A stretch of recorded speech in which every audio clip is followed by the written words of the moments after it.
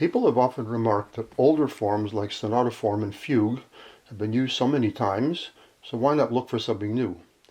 But that's asking the wrong question. I've always been interested in the general psychological principles behind familiar forms, and once we understand them, it's possible to do new things with them. Roger Sessions famously pointed out that something like sonata form is almost inevitable in a large, non-programmatic piece. Once we move beyond the miniature, we need some contrasting ideas. Then they require some kind of transition. Then we need to develop the material, usually with the climax, and finally rounding off the form, coming home to the original idea. What I've described here sounds a lot like sonata form. Fugue can be understood in the same way. A fugue is, in essence, a contrapuntal conversation around one or more ideas where the interest resides in the many harmonic and textural contexts that the material can appear in. As in any counterpoint, the interest is not always in the same part, hence the idea of a conversation. But the details of the fugue form need not follow the classical conventions, especially if the thematic material suggests other things. Shostakovich wrote a beautiful set of preludes and fugues for piano, and that inspired me to compose my own set of 12 in 2008. Here I want to mention a few of the ideas I had to renew the fugal form. Each of my 12 fugues handles the form in some innovative way, while still preserving the basic conversational essence behind it. Each fugue is preceded by a prelude, which makes the beginning of the fugue appear more vivid, often as a contrast. The first prelude and fugue is a good example. The prelude is rather grandiose, but the fugue is much lighter in character. Here's the subject.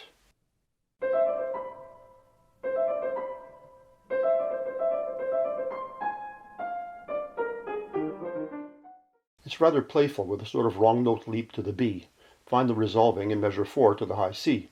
Although the fugue starts off in C, the answer is not of the dominant. Why?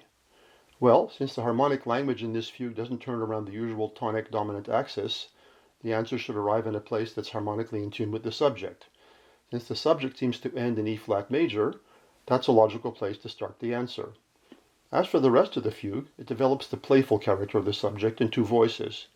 Why just two parts? Well, with a playful subject like this, leaping around a lot, a denser texture would interfere with the light mood I was aiming at.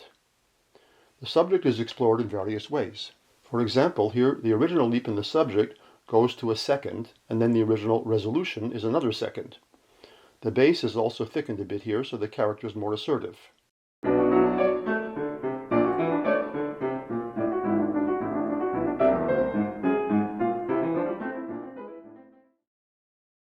And here, at the end of the fugue, the repetitions in the subject are carried on longer, as the counter-subject finally descends lower in the last system. The more intense harmony that follows at the climax in measure 86-7 creates more tension before the final return to the tonic, which reaches the most extreme registers in the piece.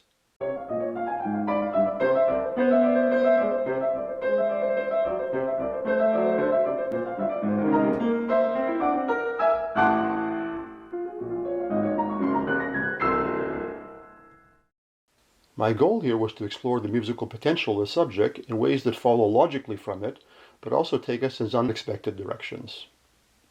For the fourth fugue, a rather severe chordal prelude leads into a stretto fugue. What's unusual here is that each stretto increases the interval of the leaps in the subject, third, fourth, fifth, sixth, and eventually seventh, engendering unusual harmonic changes. So I've kept the traditional stretto technique, but I've added this new aspect, which changes the subject's character a bit each time. Here's the subject.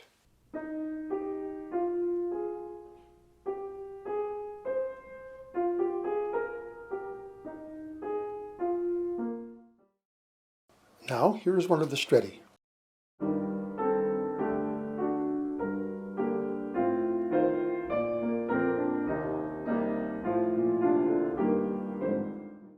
Notice how in measure 16 the alto part presents the subject with leaps of a fourth, replacing the original subject's leap of a third.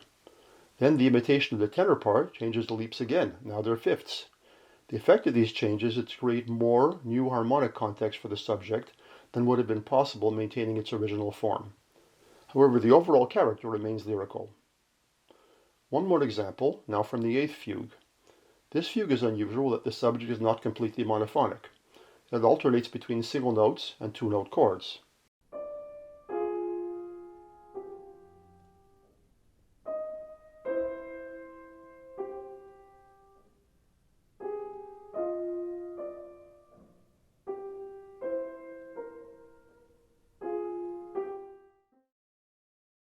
This creates a flexibility of texture that underlies the whole fugue. Indeed, it's part of the underlying idea. So passages like this one with its varied texture are a logical consequence.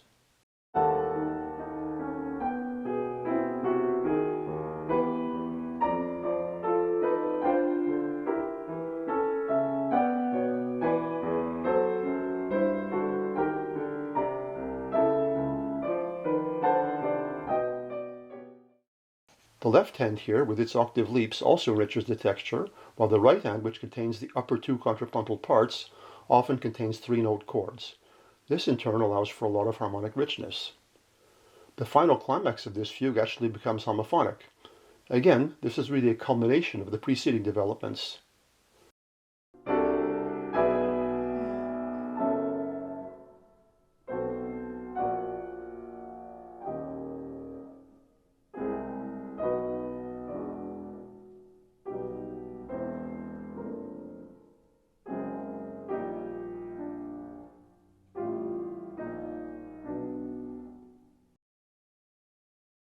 To sum up, my point here is that if we understand these traditional forms in more depth, their potential is far from exhausted even now, and we can thus maintain their psychological advantages without just blindly following the conventions of the older styles.